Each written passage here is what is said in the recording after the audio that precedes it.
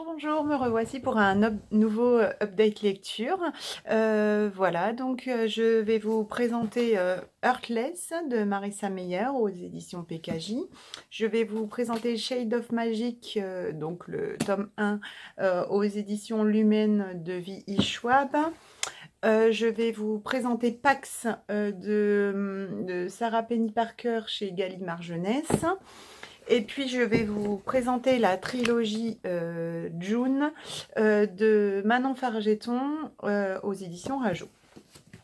Voilà, donc je commence avec mon coup de cœur, Heartless de Marissa Meyer aux éditions PKJ.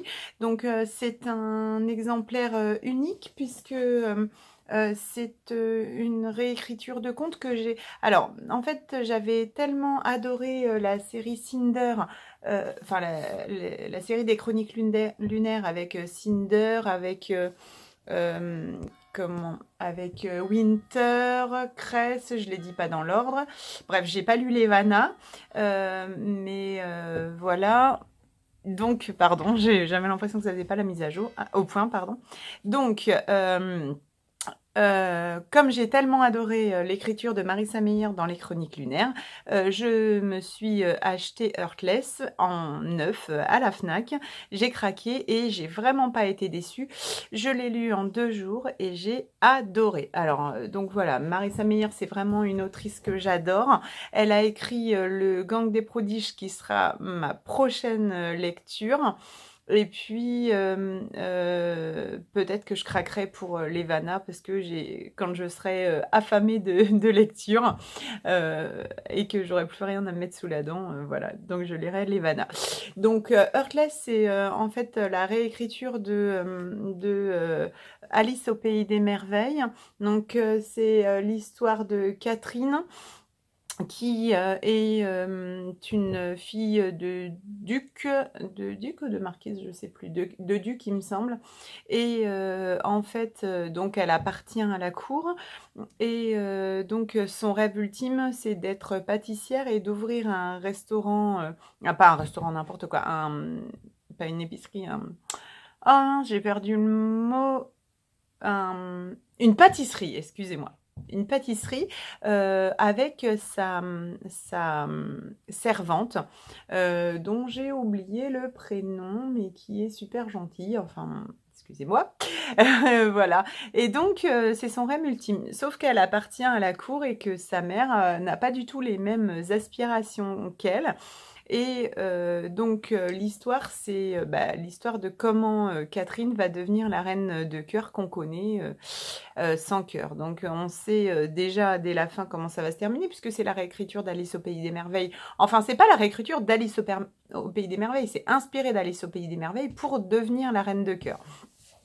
Mais on se demande comment elle va y arriver, étant donné qu'elle est tellement... Moi, j'ai eu un crush pour elle. Enfin, je l'adore, Catherine, et tellement elle est gentille et tout. Et voilà, et pendant tout le livre, j'ai espéré que ça se finisse autrement que ce que je savais du livre. Voilà, vous verrez bien comment ça se finit, mais bon, il n'y a pas grande surprise. En tout cas, c'est vraiment une écriture super géniale. Elle est simple, mais elle est recherchée. Elle est pleine d'émotions. Et moi, les personnages qu'elle décrit, j'adore. Donc vraiment, Marissa Meyer, c'est vraiment un coup de cœur pour moi. Moi, je n'étais pas du tout fan de fantasy ou fantastique à l'origine. Et c'est elle, vraiment, je crois, qui me fait rentrer dedans avec Shannon Messenger et Les Gardiens des Cités Perdues. Voilà, en plus, la couverture est vraiment magnifique, ce qui ne gâche rien. Voilà, donc Heartless de Marissa Meyer aux éditions PKJ, un réel coup de cœur. Je continue donc avec, du coup, comme j'étais lancée dans la série, vous avez vu le podcast précédent, j'ai lu pas mal de fantastique enfin ce mois-ci, on est en octobre, et donc, j'étais lancée, puis j'avais envie de changer un peu et de découvrir autre chose, et bah, j'ai essayé Shade of Magic, qui est pas du tout, du tout le style que j'ai pu lire jusque-là. C'était pas, moi j'ai été plutôt littérature blanche, littérature contemporaine, voilà, ça c'était pas du tout mon style, et j'ai bien accroché, si bien que je suis en train de lire le deuxième. Donc ça c'est l'histoire de Kel, qui est un Antari, et qui en fait vit dans un monde où il y a 4 Londres, donc 4 Londres, c'est-à-dire 4 mondes parallèles, et il peut passer d'un monde à l'autre en passant par une porte. Il n'y a que 2 personnes au monde à pouvoir le faire, donc c'est lui et un autre qui s'appelle Holland. Kel, c'est un donc magicien avec des super pouvoirs, c'est le frère du prince. J'espère que je suis pas en train de spoiler en vous disant ça, excusez-moi. Et du coup, il a une mission à accomplir, en allant d'un monde, en partant de son monde et en allant dans d'autres Londres, d'autres mondes régulièrement. Il y a le Londres gris, le Londres rouge, le Londres blanc et le Londres noir. Et en allant dans un autre Londres, il lui arrive une mésaventure qui va enchaîner toute une série de mésaventures, ou toute une série de problèmes qu'il doit résoudre. Et il va rencontrer Lila, qui est donc la fille sur la photo. Ils vont vivre des aventures ensemble. Voilà, donc j'ai vraiment beaucoup aimé ce livre. Je suis en train de lire la suite, qui s'appelle Shade of Shadow, je crois. Le deuxième, il me semble, c'est Shadow, et le troisième, c'est... Bah, je sais plus. Enfin, il y a le 2 et 3, voilà. Donc, c'est de V.E. Schwab, aux éditions Lumen. C'est vraiment un très beau livre qui a fait un succès, et voilà, je comprends. Il est très facile à lire. Celui-là aussi, je l'ai lu en 2 jours. Il fait 500 pages, et il est vraiment, vraiment très bien. Alors, on va continuer dans du pas du tout fantastique. Excusez-moi. Pas du tout fantastique, avec Pax. Pax et le petit soldat, de Sarah Penny Parker, aux éditions Gallimard Jeunesse. Donc je l'ai lu en lecture commune avec Mylène, et c'est d'ailleurs elle qui me l'a offert dans le cadre du swap de l'automne. Swap de l'automne ou swap de l'été, je sais plus. Swap de l'automne, oui, de l'automne, puisque c'est logique, c'est un livre carrément automnal. Voilà, donc c'est un livre qui raconte l'histoire, donc c'est pendant une guerre, mais on ne sait pas laquelle, c'est vraiment très mystérieux. Si vous savez placer ce livre dans le monde et dans quelle époque, faites-moi signe, parce que avec Mylène, on s'est beaucoup creusé pour savoir. Moi, je pense que ça a été un monde un peu inventé, un mélange de plusieurs cultures. Voilà, j'ai un indice parce que il mange du beurre de cacahuète, mais au départ, je pensais que c'était dans les années 40, mais enfin voilà, on ne sait pas bien. C'est peut-être un livre un peu universel. Donc c'est l'histoire donc du petit garçon. Mince, j'ai oublié son nom. Ah bah si ça tombe. Ah bah je suis en train de me dire, on le sait son nom ou pas? Euh, Ah bah oui, c'est Peter. Excusez-moi, je dis n'importe quoi. Peter. Donc Peter, Peter a élevé un renard, et puis son père, devant partir à la guerre, son père envoie Peter chez son grand-père et le force à abandonner son renard. Une fois Peter arrivé chez son grand-père, il ne regrette qu'une chose, c'est d'avoir obéi, et donc il va n'avoir de cesse que d'aller rechercher donc Pax, son renard, là où il l'a abandonné. Euh, c'est un très beau livre, une alternance de chapitres où c'est Peter qui parle et de Pax qui parle. Alors j'avoue que moi j'ai adoré, vraiment adoré les chapitres où c'était pardon, Peter qui parlait. Vraiment ça m'a... Je pense que ce livre aurait été pour moi un coup de cœur s'il n'y avait pas eu les chapitres où il y avait Pax qui parlait, parce que j'ai un peu moins accroché. Il y a même des fois où j'ai avancé un peu vite, parce que c'était le renard qui parlait, ça me parlait un peu moins. Donc s'il y avait eu que Peter, je pense que ça aurait pu être un coup de cœur pour moi. Mais c'est un très beau livre qui se lit peut-être pas si facilement que ça. En tout cas, on l'a lu 2 chapitres par jour et c'était bien pour pouvoir l'intégrer. C'était super sympa.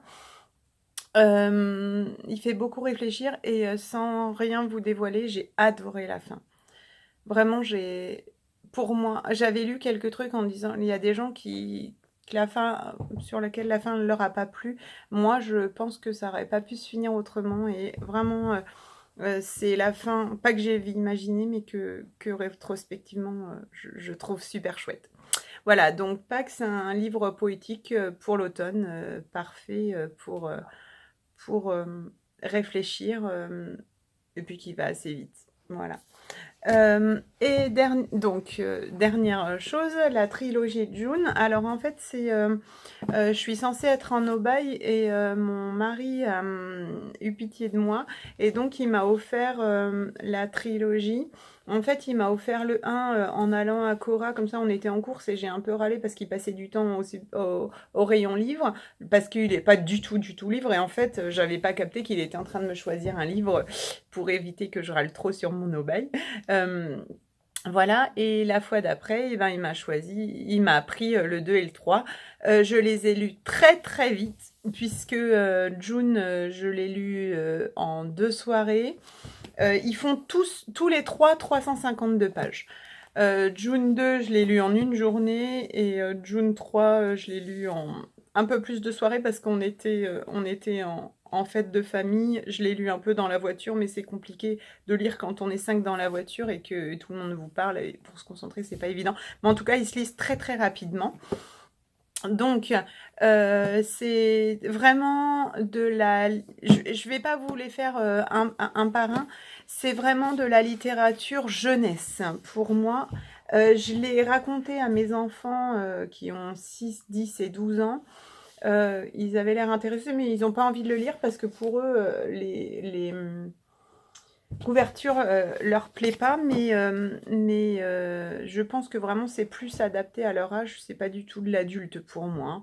D'ailleurs, le premier, c'est vraiment celui qui fait le moins adulte, parce que peut-être qu'après on évolue avec les personnages, mais je trouve que c'est vraiment peu fouillé, c'est pas approfondi. Il y a des choses qui sont pas forcément logiques, mais qui peuvent être logiques dans la tête d'un enfant, ou dont on n'a pas besoin de s'encombrer de détails. Voilà, donc en fait, c'est l'histoire de 2 adolescents, donc enfin 12 ans. Il me semble que c'est 12 ans au tout début de l'histoire.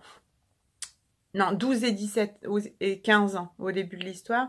Donc le frère et la sœur qui sont orphelins et qui sont élevés chez leur tante dans un bordel. Et un jour, bah, en fait, comme la fille commence à avoir 15 ans et a suscité un peu l'envie des hommes, et ben ils sont obligés de fuir. Et la tante leur dit à la fille, ben maintenant c'est le moment où tu dois t'en aller, et je sais que tu trouveras de quoi t'enfuir, et je sais que tu trouveras où te réfugier. Donc la fille, elle est un petit peu dégoûtée en disant, ben je sais pas trop où aller. Et puis finalement, ils trouvent un endroit où aller. C'est un arbre mystérieux. Et toute l'histoire, toute la quête, c'est la quête, donc ils vont se trouver, pas des super pouvoirs, mais des, une force en eux. Ils vont se trouver, et toute l'histoire, c'est comment rallumer des sources éteintes, des sources mystérieuses. C'est une belle quête, mais je dirais quand même, c'est quand même jeunesse, dans le sens... pour moi, c'est vraiment collège, quoi. Voilà, quand on est adulte, ça le fait un peu moins, mais bon, ça s'est lu rapidement. C'est une belle histoire, mais je pense que c'est une histoire plus à partager avec ses enfants qui sont au collège. Voilà. Donc, oui, je vous parle pas des 3 parce que sinon je pense que ça spoilerait, mais voilà, ça se lit bien.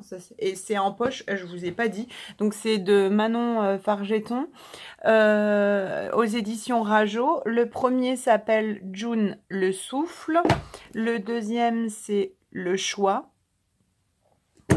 Donc, et le troisième, l'invisible. Voilà, il faut avoir lu le 1 pour comprendre le 2 et le 3. Vous pouvez pas commencer par le 2. Il faut absolument les lire dans l'ordre. Voilà, et donc c'est en poche, 7,90 €. Donc voilà, c'est raisonnable si vous avez envie de lectures qui soient pas, des lectures comme ça à 18,50 €. Voilà, ben là c'est 18,50 € quasiment les trois. Enfin, ouais, 21 quoi, avec les 5%. Voilà, donc voilà pour mes lectures d'octobre. Ça a été un mois fantaisie.